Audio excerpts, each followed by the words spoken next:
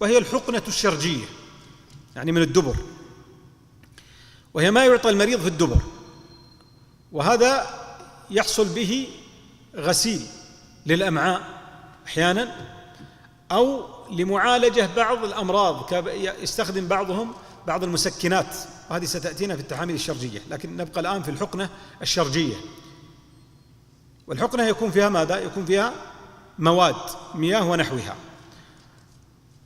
وهذا الدبر متصل كما قررت لكم بالمستقيم، ثم بعد ذلك يتصل بالقولون ومنه إلى الأمعاء الغليظة.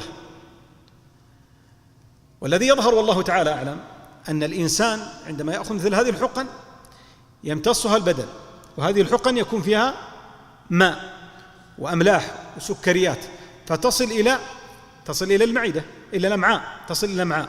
وقد قررت لكم أن الجوف الذي اخترناه هو ما كان منفذا للطعام والشراب، فيصل إلى المعدة والأمعاء، فبهذا نقول أن الراجح في الحقن الشرجية أنها تفطر لأنها في معنى الطعام والشراب، ويستفيد ويتغذى منها البدن.